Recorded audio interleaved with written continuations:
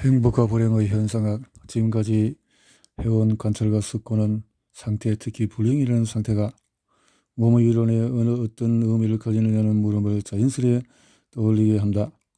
이런 관계에서도 현상학문은 특히 후설이 그래서 모든 게 이미 결정되었다는 생각에 근접하게 하는 많은 대목이 발견된다. 후설이 몸과 지각된 대상이 구성하는 관계를 긴장된 관계로 알아보았음을 의심의 여지가 없는 사실이다. 이렇게 해서 후설은 우리의 지각하는 몸의 대상의 파악된 층들이 끼어든다고 보았다. 말하자면 몸의 지각의 대상들이 동기를 부여해주는 셈이다. 이런 시각은 대상의 구성에도 마찬가지로 적용된다. 인간은 대상의 구성과 동기부여의 기초인 대상의 구성과 연관지어서만 몸 상태에 관심을 가진다. 후설은 먼저 지각된 대상에 관심을 가지고 대상을 통해서 몸에 이른다. 그는 몸을 실존이라 정의하지 않는다. 반대로 사르트르는 전혀 다른 입장을 취한다. 곧 그는 인간 존재의 사실성이 가장 직접적으로 경험되고 깨우쳐지는 그 어떤 방식인가 하는 물음을 중시한다. 사르트르가 보기에 그 가장 직접적인 방식은 몸으로 이루어진다. 사르트르는 메스꺼움이라는 어디서나 볼 수 있는 특성이 몸의 우연성이라고 본다. 사르트르는 유연함과 사실성이라는 게 생각되거나 심리적으로 체험되는 것일 뿐만 아니라 그 어떤 반성에 앞서 몸으로 직접 경험된다는 점을 최초로 보여줬다. 그러니까 사르트르가 보는 존재의 사실성인 몸은 어디까지나 실존하는 우연일 뿐이다. 사르트르는 지각세계를 몸이 구성한다고 보지 않고 오히려 인간 몸의 본질을 세계로 향해 나아감이라는 것에서 실존한다는 사실을 통해 발견했다. 행복이냐 불행이냐 하는 상태의 구조를 묻는 출발점으로 돌아와 우리는 앞선 연구에서 추적해 보았던 사고 과정을 다시 받아들여야 한다. 우리는 거기서 행복이라는 게 무엇인지, 그러니까 건강한 사람의 정상적인 기분 좋음이 어떤 특징을 지니는지 물었다. 그때 1차 시도에서 나는 너의 상태, 이를테면 불행함을 알아차리지 못하면 못할수록 그만큼 더 일반적으로 기분 좋은 느낌을 확인했다. 그러니까 일반적으로 행복이란 내가 내 마음을 전혀 느끼지 않는 상태를 말한다. 몸이 침묵하면서 그저 눈치채지 못하게 당연한 것으로 있으면서 나를 자유롭게 놓아둘수록 그만큼 나는 세상의 그 무엇과 더욱 완벽하게 소통하며 분명한 행복감을 맛본다. 이 확인의 1차적인 접근에서 드러난 근본 사태의 상태의 종류 이런 부정적인 요소는 이 관계를 보다 깊이 천착해 보면은 완전하지 못하다. 모든 좋은 느낌의 바탕에는 어떤 긍정적인 것, 비록 가볍고 부드럽다고 할지라도 긍정적인 것이 깔려 있기 때문이다. 매우 섬세할지라도 이런 긍정적인 것은 좋은 느낌에 건설적으로 작용한다고 보아야 한다. 이 긍정적인 것은 존재 그 자체로 드러나는 일이 없다. 그저 걱정 없이 살아감의 순수한 상태라고 할까. 행복감에서 나는 내 몸의 상태를 전혀 인지하지 않는다. 내 몸은 나에게 침묵 속에 묻어둔 것으로 주어져 있다. 나는 이 당연한 몸으로부터 끊임없이 뛰어나가 어떤 다른 것으로 건너간다. 그러나 이런 상태에서 몸은 나에게 무엇인가 중개해 준다. 몸은 나에게 내가 존재하며 자유를 누리며 왕성한 활기를 누린다는 언제라도 다시 확인할 수 있는 명징성을 중개해 준다. 행복의 이런 특성은 아침에 잠에서 깨어날 때 특히 두드러지게 나타난다. 이 말이 뜻하는 바는 에리 볼프가 해열 전통제의 작용을 현상학적으로 연구한 결과를 그러다 보면 더욱 분명해진다. 진동 효과가 나는 상태를 묘사하는데 이 상황은 환자가 통증이 일어나기 전에 처했던 상황과 완전히 다르다. 통증이 사라진 지금 환자가 나는 아무것도 하지 않는다. 나는 오로지 숨만 쉬고 차분하고 평온하다. 나는 이제 아무 통증이 없이 다시 내 몸에 의해 떠받들어졌다. 자유를 회복한 존재로 다시금 안정을 누린다. 나는 그냥 살아있다. 아니, 나는 무정형의 어떤 것에 의해서 살아간다. 이런 상황에도 그 어떤 의도도 계획도 무엇을 하려는지 의도도 느껴지지 않는다. 주변은 완전히 변두리로 내몰렸다. 존재하는 것은 거의 의식되지 않는다. 주변은 내가 욕구하는 대상이 아니며 나를 유혹하지도 않는다. 그냥 어딘가에 아무 형태가 없는 배경이 되었을 뿐이다. 이런 상태는 오로지 전적으로 내면의 평온함일 따름이다. 나는 그저 존재하는, 그래서 내가 계획이나 추구함이나 어떤 생각 혹은 심지어 내 주변으로 끌어들이지 않는 사물과 인간을 지극히 열린 마음으로 대한다. 나는 내 몸에 있는 것도 아니다. 어쨌거나 몸을 의식하지 않으며 우울하거나 그 어떤 감정으로 관찰하지도 않는다. 나는 몸에게 떠받들어지며 이 떠받들어짐을 희미하게 느낄 뿐이다. 몸은 그저 통증에서 해방되어 다시금 순수하게 회복된 신선함으로 다시 써도 좋다고 알려준다. 나는 다시금 자유다. 나는 다시금 무엇인가 할 수 있다. 의식은 일차적으로 나는 생각한다는 의식이 아니라 나는 할 수 있다. 의식이다. 내 몸과 세계는 이제 통증으로 해방된 것으로 다시금 주어졌다. 나는 몸과 세계를 선물로 여기며 다시금 주변에 관심을 쏟을 수 있다. 그러나 나는 아직 그러지 않는다. 나는 여전히 평온한 마음이며 몸에게 떠받들어진다.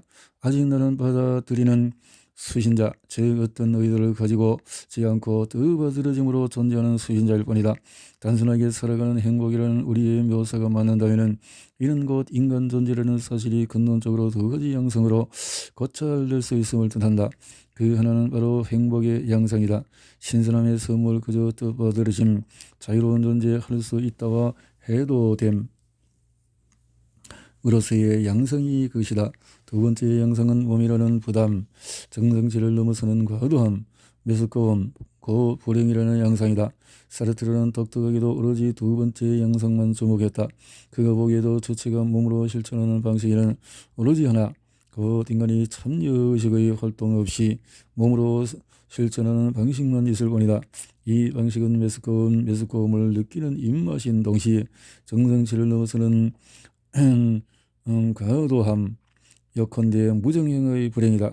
그러나 나는 실천하는 의원으로서의 몸이 다른 방식도 가진다고 주장하고자 한다. 그것은 우리가 초월성의 지평으로 경험하며 신선함의 체험에서 주목하는 안정감이다.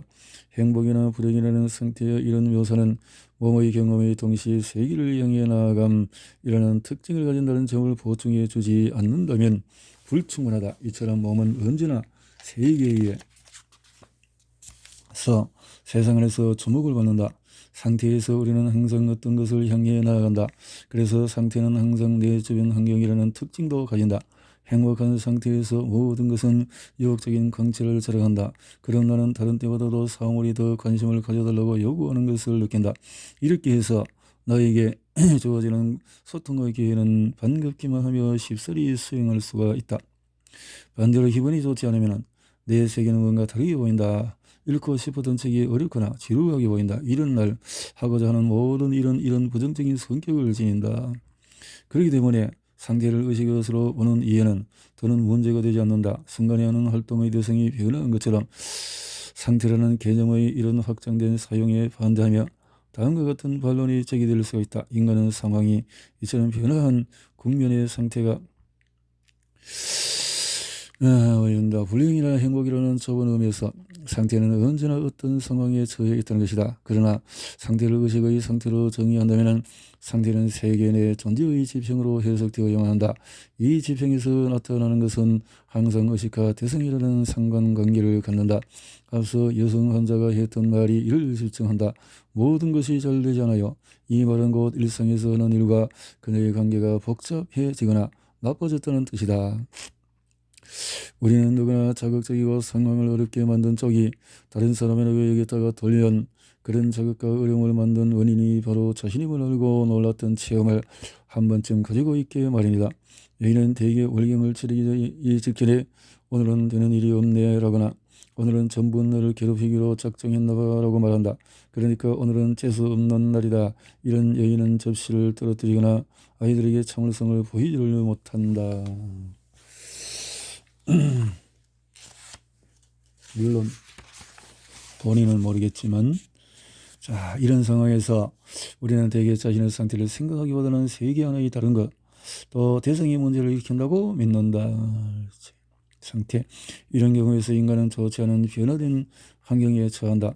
이런 환경에 처한 것은 나의 유예된 몸, 사르트르. 상태는 어떤 것이 우리 안에 있음을 뜻할 뿐만 아니라 우리가 바로 상태 안에 처한 것이다, 우울하다 등등. 상태의 이런 속성은 3살 애기 아이에게 가장 분명하게 드러난다.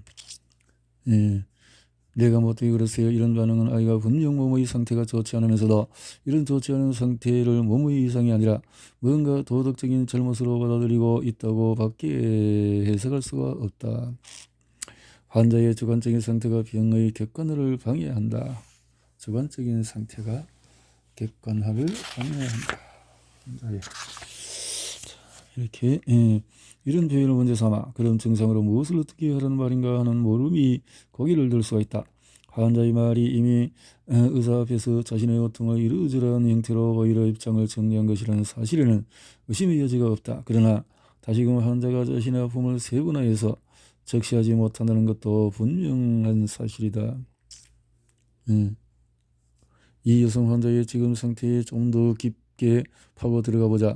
이 환자가 느끼는 불편함과 생활을 감당할 수 없다는 무능함이 얽히면서 아직 그녀는 주변에 자신이 아프다고 알릴 수가 없다. 스스로 주변에 어떤 구체적인 것도 제시할 수 없기 때문이다.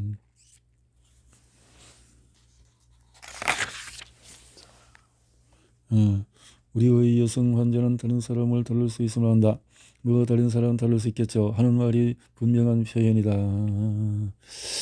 동기부여가 이루어지는 정황은 예를 들어서 아픔의 정도가 인간에게 아픈 신체 부위로 거리를 두르고 운명처럼 압박할 때 상대적으로 분명하게 드러난다. 절박함의 정도가 떨어지는 경우에 동기부여는 더 어려워진다.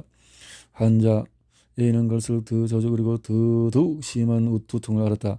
그러나 그는 두통을 대수롭지 않게 여기고 일에만 몰두하려고 했다. 결국 밝혀진 그의 병명은 뇌종양이었다. 이제 두통은 다르게 나타났다. 갈수록 더 빈번해지고 격심해졌다. 이렇게 해서 자신을 의사의 진단에 맡기기로 결정을 하고 그러면 이제 어려운 정도가 달라진다. 충격을 받은 것은 가장 분명하게 드러나는 그동안 드러놓는 것이다. 인생의 기획. 다른 한편 너무나도 단호하게 뒤집을 수 없이 고정된 기획도 우리는 드물지 않게 본다. 이를테면 고집스러워서 요지부동인 비난으로 쟁점을 찍는 기획이 그렇다. 또는 과거에 움직임을 수 없는 사건에 너무 집착한 나머지 부동의 확신을 하는 경우도 있다. 어떤 다른 환자는 자신의 병이 구체적으로 진상을 드러냄으로써 인생계획에 확연한 변화를 보이기도 한다. 열렬히 이열가하자면 전체 사태를 단순화하는 데 도움을 준다. 물론 특정 질병의 전형적인 특정 탓에 환자가 어떤 정리의 기억을 할 수 있는지 그 가능성이 제한되기는 한다. 무시 못할 정도로 많은 질병은 그 특성 탓에 인간을 오랫동안 불행함에서 빠져나오지 못하게 한다. 우리가 기획이라고 부르는 것은 몸이라는 사실성을 기반으로 우리 자신을 인간 세계로 던져 넣어서 실현시킨다는 기투. 인간은 자신의 몸으로 인간이 되어가는 과정을 수행한다.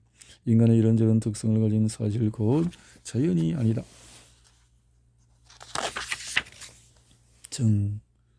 나르시시즘.